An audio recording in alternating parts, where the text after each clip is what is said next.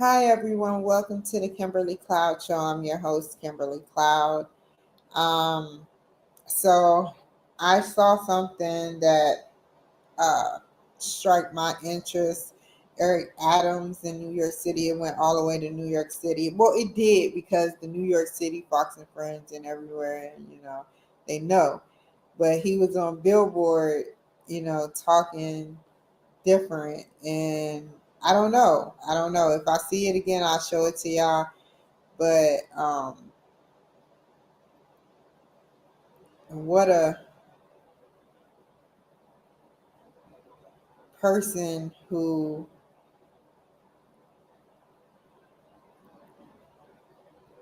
I don't know. I just want to strike harmony. Like I want to say a person who had it all. Did we almost have it all? And that's it. That's it. That's it. That's it. That's it. So anyway, I would like to talk about today invoking. I hope that's the right word for it. Invoking. What is it? Harmony. Harmony. Invoking harmony in one's life. So how do we do that? How do we get up every day? See, y'all have it easy. I have to say, y'all have it easy. Me, I have people that I know, but it's nothing like the children and the sisters and the brothers. It's nothing like having that cohesive relationship other than tearing each other apart. Now, you got some dysfunctional ones, but y'all have harmony and don't even know it. Now, me, you know, um, I stay. I don't. I need to start exploring. Get in an uncomfortable situation where it turns into a comfortable situation. And that's because of years of, I mean, beyond just jail, isolation, isolation, isolation. I can talk, it could be 1 million on that ticker and I can still be talking like this. But you get me around the souls of them, and it's like things just change for me. And that's me. I don't know why. Like I can explain, go all the way down to harmony with this. I used to have to stay in the house 23/7, 24/7. I don't know why. It was so dangerous, they didn't want to chance it.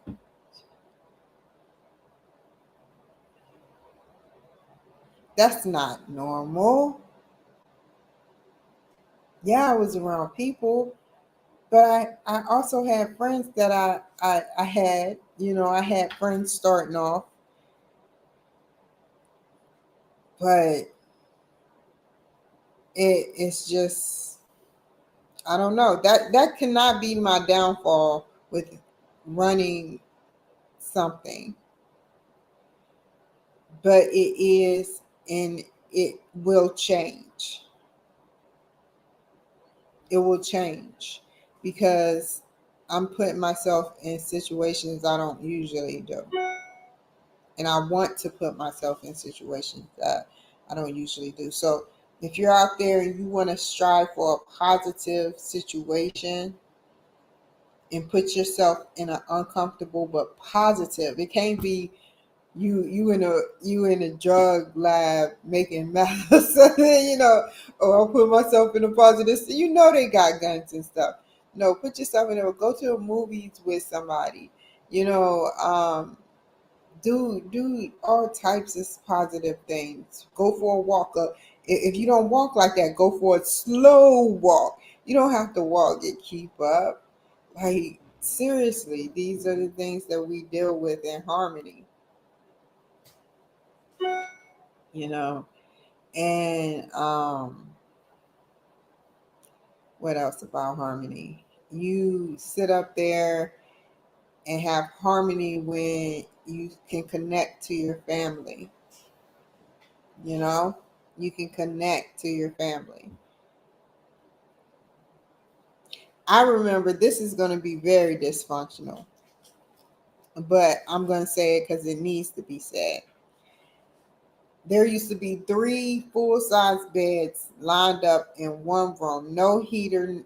Wait, let me say, there were no vents to push out heat like it's supposed to. We stayed on a slave plantation, an old slave plantation, which makes it a new slave plantation, and or current.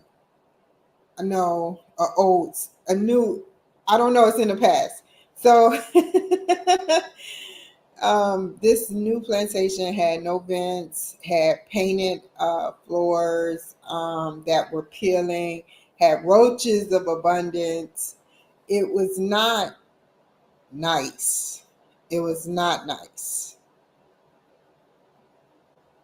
And so we had one thing, a kerosene heater. This kerosene heater spewed out black soot.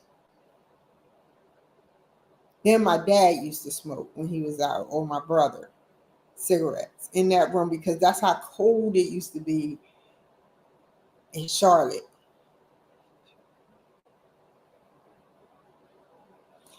And so it was very dysfunctional. And what I mean by that is it was not supposed to be like that. So I sat up there and I went to Billingsville Elementary, and I was to go home every day right after school. I would go home every day right after school and see my mother. I don't even know what she was doing, but I know if it's in my blood to handle business, but handle business, it was in her blood too. And I had that harmonizing connection with my mother. I remember one day I ran home because Billingsville was on the opposite side, and they were since the late 1800s they were established. But I remember I ran home to my mother because I've been beat up, because they always seem to call my mother a name, and I don't get it. I would stand up for what's right, and y'all know that. And sat up there, ran home to my mother, and she told me to march back to the school, but I got suspended. Um, yeah, I it was getting, I don't know. My mother, she had wanted me at home all the time, and I don't know. Sometimes I was like upset because I had friends. Like when she was at work, I had friends which are in jail. Most of them are dead or in jail, the people I hung out with in Charlotte. And they sat up there and we used to play at the creek, get tadpoles, play tag. They never came at me wrong. Never, never. Great African American guys. And, circumstances and environments, trying to move your child out of an environment play a role in that. It was nowhere in Charlotte where you can move an African American child and actually have them grow back in my time, because he moved his child to a middle class area. He already had a house, Mr. Reverend Ashford. And I don't know, man. It was just they harmonized. I don't know what was going on in their lives, but we just had fun. I know that. We just had fun. Nothing sexual, nothing. I was in fourth grade. He played in band. I played in orchestra. He always used to go out to the skating ring, and I wanted to go, but I probably couldn't skate anyway. But my parents used to be like, "No, stay in the house." I was just flabbergasted. What I don't know how they were raised when it was their era, but staying in a house is not the right thing to do all the time, all day. But we did harmonize. We did harmonize on a love. I know my mother loved me and I loved her. She never molested me. She never did anything like she pinned me down one time, and for being 5'2" and me 5'6", that was I always got beat up as a kid. Yeah. And that's probably why they told me to stay at home, because they were so self-conscious, that something would happen to me. So I get it. You know, I me and my mother harmonized. I made sure that sometimes when I wasn't, going through hormones, I would sit up there and help her. We would eat together like chicken and stuff. And yeah, she just wanted that companion. Not as in a love or molestation thing, but as she was missing out. She knows that I was the last of the kids, um, that not barely obeying, but obeying. But sometimes when people push you outside, it's totally different. You get drawn by what's outside, and back to the story, I was always isolated, and I don't like that. I think that that's not necessarily a bad thing, but isolating your child from the world isn't a good thing too. And back to the story, the other story, we harmonized, and our family made sure we sat up there and walked to various places to get toys, like used toys, free used shoes, free used clothing, free used utensils. And yeah, yeah, we made sure we maintained. And then people started leaving the crew. Like my brother, he rather sell drugs. He didn't want to be together. He was never, not saying my brother is a bad person, but he just didn't want to be in that life, of staying in the house. The streets called him. And then my sister wanted to be out with her friends. So yeah, it was just me and my mother. And then when my father got out of the jail, when he got out of jail, he has a doctorate's record. He used to be at the house. So yeah, that's what made me not want to be there, because that's like in one room all day, one room all day. No, that's crazy. That's crazy. And I knew it. I knew it, but my mother just wanted to keep me at her hip. You know, did I think she made some wrong choices? Yes. But I make some wrong choices too. You all make wrong choices sometimes. We all make wrong choices. But how was she raised? Exactly like that. How was she raised? She had to be in the house. And then they always used to say I act like my mother. I knew what was really functional from what was dysfunctional. And I didn't want to be living in dysfunctional. You know, even though there was some dysfunctionalities about it, um, me and my mother stayed together. Then she got sick, y'all. And guess who took her to the hospital with no license? Me. I was only 14 and a half, 15. And cohesiveness of me obeying her, because that is my mother. She got sick. We took her to the hospital. They didn't find nothing but a stomach virus the first time. Then she sat up there and she crapped on herself, unbeknownst to everybody else. She crapped on herself without control of her bowels.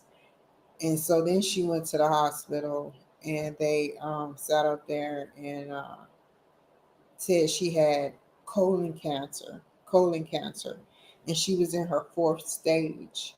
So they said, well, what we can do is try to cut out the cancer, and so it would not regrow. And I was there the whole time. Nobody else was there except me.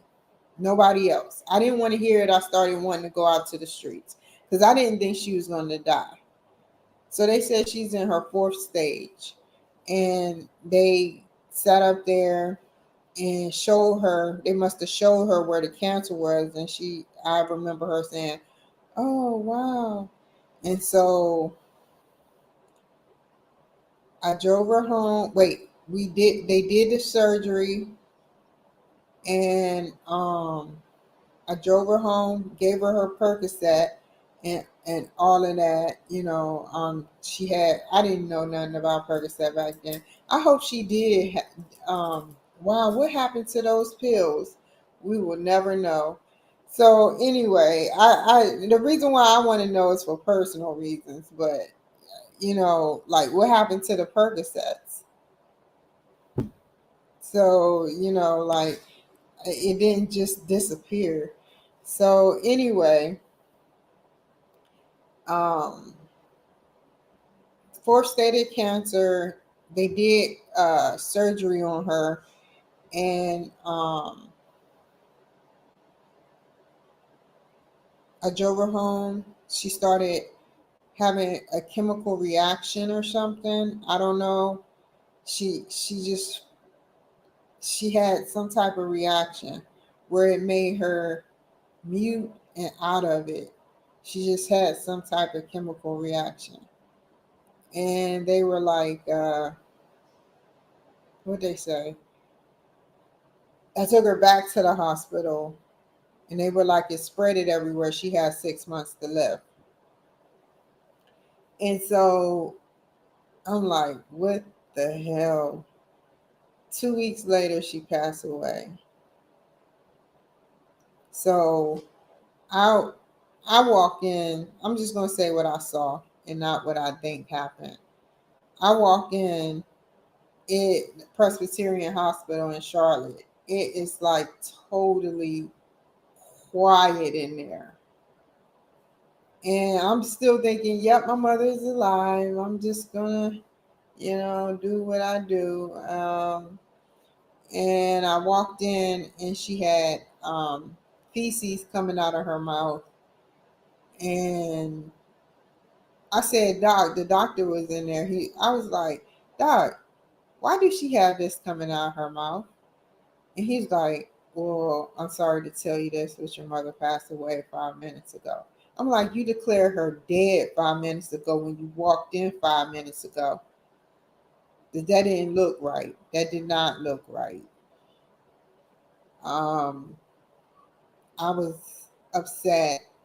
I fell to the floor, hurt my back as usual, and and drove the car at 15. Good looking out, Charlotte Mecklenburg police. I didn't have no records or nothing. And what else? No license. Just driving my mother around. Now it ends. By the time I get to the house, the whole family is in cohesiveness, crying and trying to figure out what they're going to do. They made some phone calls, and in 5 to 7 days, my family came down, my other family came down. Everybody was arguing over who's going to take me. Nobody wanted to take me. And I mean, it was easy with Jessica, but it was hard with me because they it's like it's just weird, man. It's just weird. They were all arguing over who was going to take me, and then it was envy because one side of the family didn't show up to my mother's funeral. Then it was more envy. Like it's enough, man. It's enough. I am so sick of this because one side of the family didn't show up to the funeral because another side of the family. That's their choice. What is their internal reason? Who knows? But if they purposely did it, that's a God answer that they have to answer to God.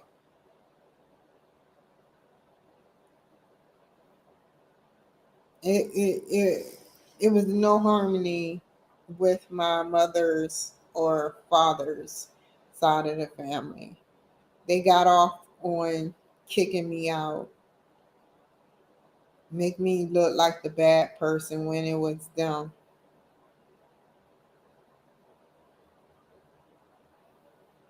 That's how my whole life was because I talked the truth.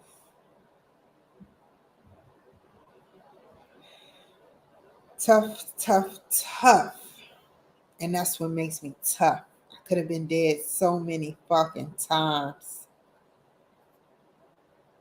Yeah, I want them criminals locked the fuck up. Real criminals that break the law and think they getting away with it or stay under the radar. They make our lives worse.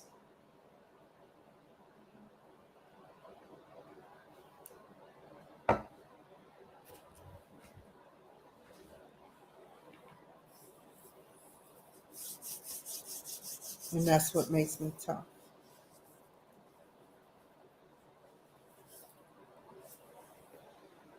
I feel like I'm blessed right now. In abundance of harmonizing with the dust in the air, I feel like I'm blessed right now. Yes, I stay in a house, but every now and then I go out and you know, try to have fun at one time and make it count. And that's what I'm going to do when I go to these meetings.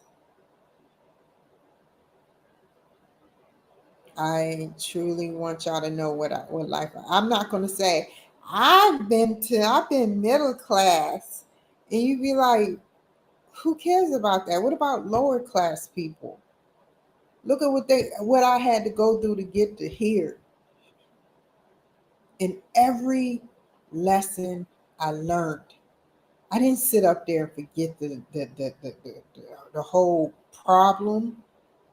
Every lesson I learned, every lesson.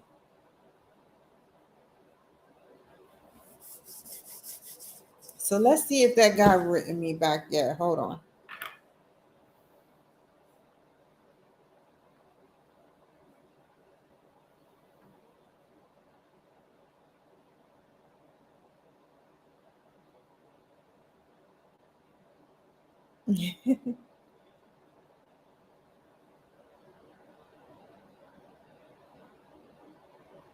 Okay, looks like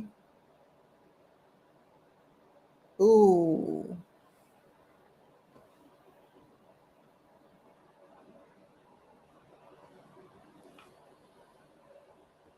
Stream yard.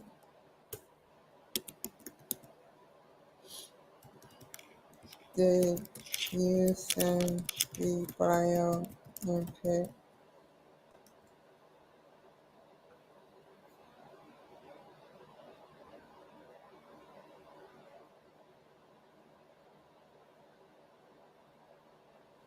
Where, oh, where is the bio input? That's the last of them. Look carefully. Okie doke. Let me cancel. Give me a second, y'all.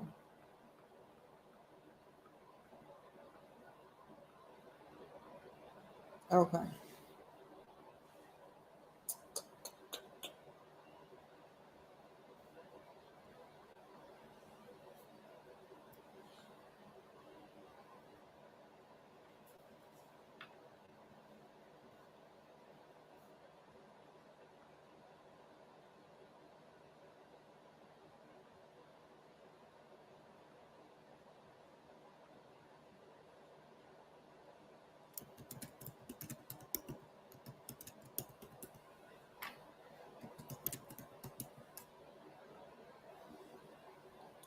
So the only appointments I have is at 9:30. It's still a little early. I don't know. I'm thinking, what am I going to do?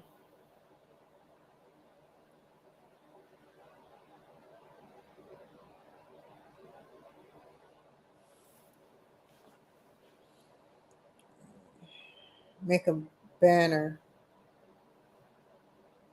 Make a banner.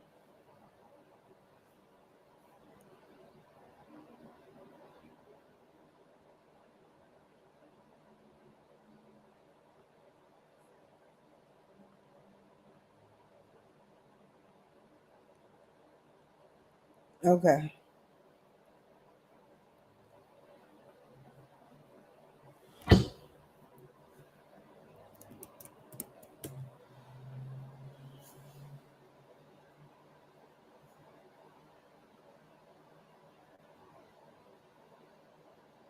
Hold on, I gotta take y'all off again.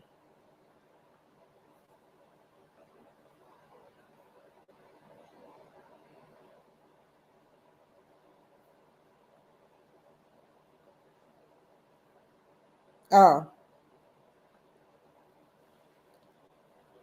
I know he mad because I said that. I always do that and don't look.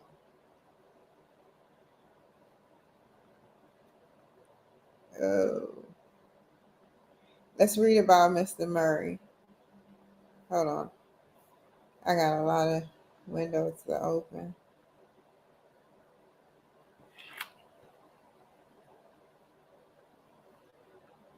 Okay, let's read about him. I can confidently claim my life had a humble beginning, which is good. I was born middle class parent to middle class parents in Santa Rosa, California.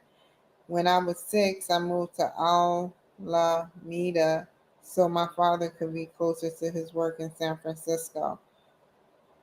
While we lived there, I spent 4 years in community college, slowly earning the requirements needed to get into Cal Poly in San Luis Obispo. He must be coming from 30 to minutes to an hour away from San Obispo, which would be 2 hours away from where I used to live, Santa Maria, where I graduated with a bachelor's in mechanical engineering. Damn! Damn! I love talking to engineers. While in college, I discovered the world of medical devices. After college, I moved back to my place of birth to Santa Rosa, where I started a 27 career in the heavily regulated and rapidly changing field of I need glasses. medical implants. Wow. And delivery systems. During that time, I had the pleasure of designing and developing many different devices, most utilized with the vascular system. I have earned 22 patents for creating innovative solutions for a wide variety of products.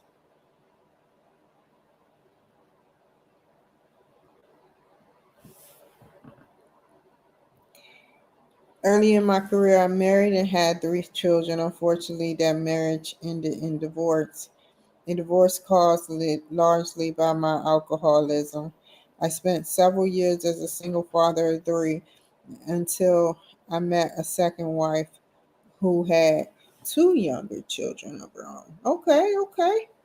As my children grew, my wife and I, wait, my second wife. Oh, I was like, did you marry again? My second wife, who had two younger children of her own. As my children grew, my wife and I discussed leaving California. After visiting several states, my wife and I decided North Carolina was a great place to settle and finish raising the kids. Unfortunately, my three kids stayed in California, so seeing them has just become necessary challenge to which we are still adjusting.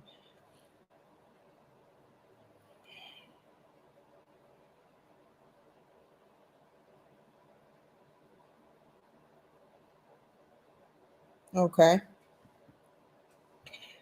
In a unexpected and quite unplanned twist of fate, I became the mayor of my new hometown Waxhaw. What the fuck? I knew I read that somewhere. I kind of skimmed through it, but I didn't read it. Okay. One of the main reasons for leaving California was the constant decay and increased changes that were made by the political leaders at every level.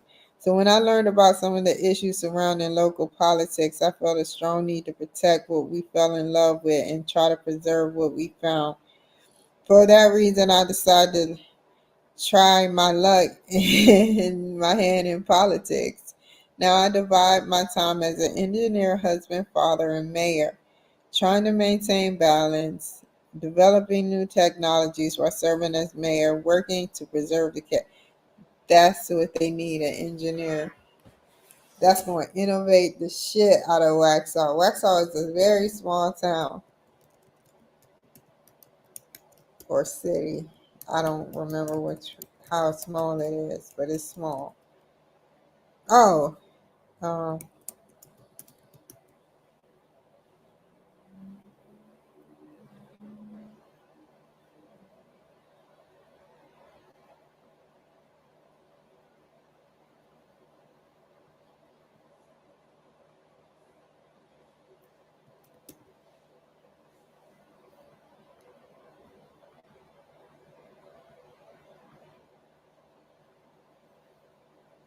now I need a banner.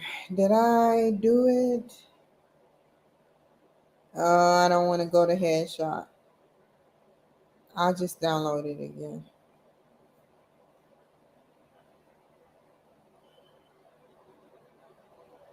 It was it. Delete image.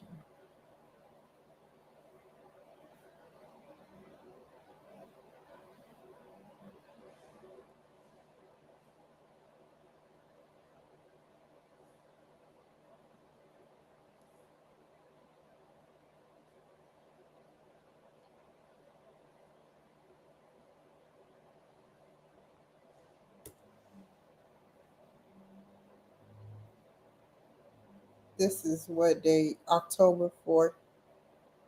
What day is October 4th? That I know that's Friday.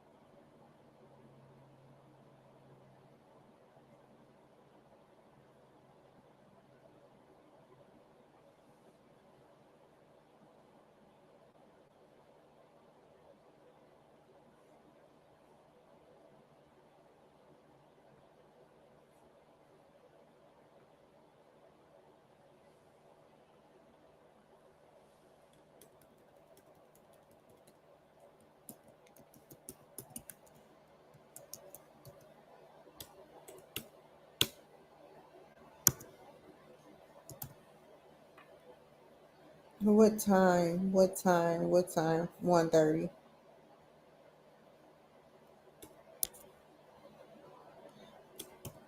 Yeah.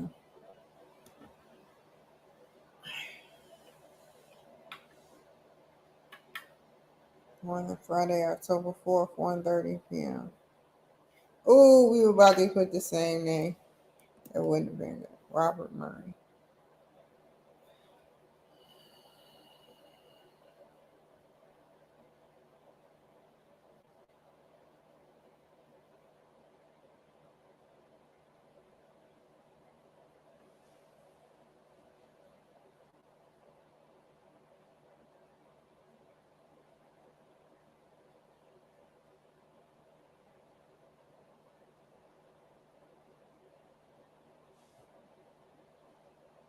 Okay. Go here.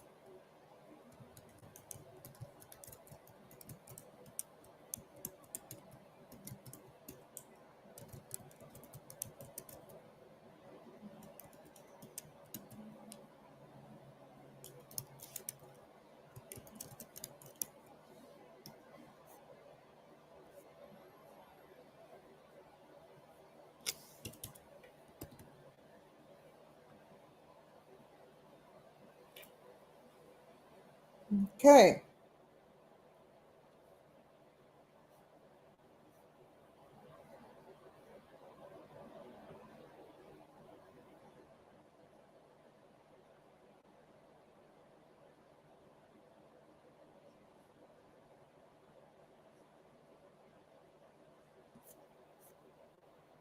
Oh, they're showing it. They're showing it. I have to show y'all. Benny is lighting up the Instagram feed. Benny Johnson. Hold on. Let's see what they say. Hold on. This is the meeting with Ukrainian President Oh, you missed it. Zelensky and the former President Donald Trump. They sat down in front of the cameras, took a few questions, made a few comments. We've got the videotape, so let's go ahead and cue that up for you and listen. President with us, and he's been through a lot. He's been through a tremendous amount, like probably nobody else, almost nobody else in history, if you really get right down to it. And we're going to have a discussion and see what we can come up with. But great honor to have you. Thank you so much. Thank you very much. Thanks so much, Mr. Brendan. Thanks so much for this meeting. 5 years past. Yeah. So we had, yes, we had meeting again here in New York in September. And now there are a lot of challenges in Ukraine and United States. And of course, I want to discuss with you. I think where we are together, I think we have a common view that the war in Ukraine has to be stopped and Putin can't win, and Ukrainians have to prevail. And I want to discuss with you the details of our plan of victory. Well, Thank you so much. thank you very much, everybody. Thank you. Thank you very much. You have a question for the president? Anybody? Why did you decide to meet? I think it's me, or Both of you. both us. Okay, thank you so much. First of all, it's very important to share all the plan, all our steps, how we can strengthen Ukraine. And of course, we have to decide it now, because after November, we don't know who is. Only America decide who will be the president. But we understand that till November, we can't stop Putin. We have to do it. We'll try on the battlefield with our heroic soldiers. And we understand that after November, we have to decide. And we hope that the strength of the United States will be very strong, and we count on it. That's why I decided to meet with both candidates with all honor to them. Thank you. Mr. President. Yeah, Mr. President Trump. So what are your expectations about this meeting? So what I expect to hear from the President Zelensky, what are your expectations? Say it a little louder, please. What are your expectations from this meeting? What do you expect to hear from? Nothing, look, this is a meeting and we have a big race going on right now. I guess 37 days left and we're leading in the polls. So we'll see how it all works out. Hopefully it'll work out. But if it does, we're going to work very much with both parties to try and get this settled and get it worked out. It has to end at some point. It has to end. He's gone through hell. This country has gone through hell like few countries have ever, like it's happened anywhere. Nobody's ever seen anything like it. It's a terrible situation. And I will say I have had a great relationship. It was very honorable. I don't even know if you know this, but when they did the impeachment hoax, it was a hoax, just a Democrat hoax, which we won. But one of the reasons we won it so easily is that when the president was asked, it was over a phone call with the president, and he said he could have grandstanded and played cute, but he didn't do that. He said, President Trump did absolutely nothing wrong. He said it loud and clear, and the impeachment hoax died right there. He could have said, well, I don't know. And I never even tell you this, to be honest, but he was like a piece of steel. He said, President Trump did nothing wrong. We had a very nice call. He congratulated me on his victory. It just won. And I remember that. He could have played cute, and he didn't play cute. And so I appreciated that. So we have a very good relationship. And I also have a very good relationship, as you know, with President Putin. And I think if we win, I think we're going to get it resolved very quickly. I really think we're going to get it. I hope we have more good relations. We're going to have, I see. Yeah, but you know, it takes two to tango, you know, and we will, we're going to have a good meeting today. And I think the fact that we're even together today is a very good sign. And hopefully we'll have a good victory, because the other side wins. I don't think you're going to have victories with anything, to be honest with you. So we're going to sit down, just discuss it. And if we have a win, I think long before January 20th, before I would take the presidency, it's January 20th. But long before that, I think that we can work out something that's good for both sides. It's time. And by the way, the president knows that too. He wants to get something done. He doesn't want to do this. And so we look forward to having him. I mean, I look forward to being with him. But what I said is true. He was a piece of steel. He gave a very honest, straight answer. and that it really essentially ended the impeachment hoax. And I appreciated that. Thank you very much, everybody.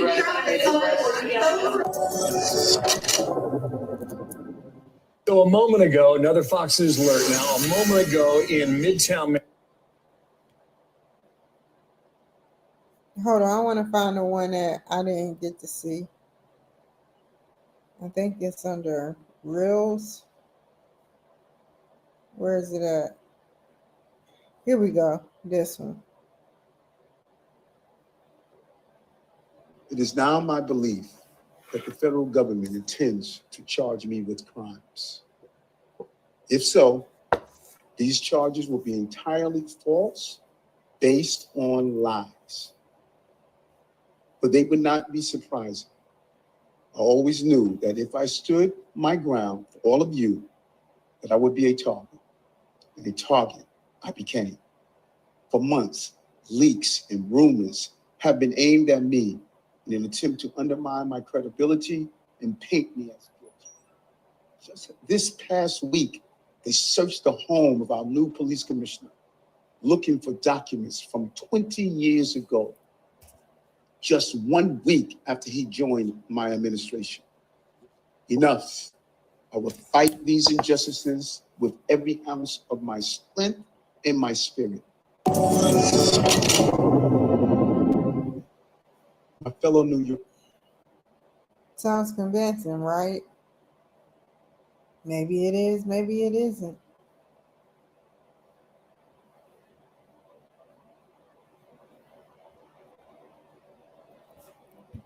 That's 5 counted. 5 different things plus counting, dating back 20 years to 10 years. That's a lot. That's a lot. If the federal government goes after you, there's a reason. You know, like random is random. Investigating for years.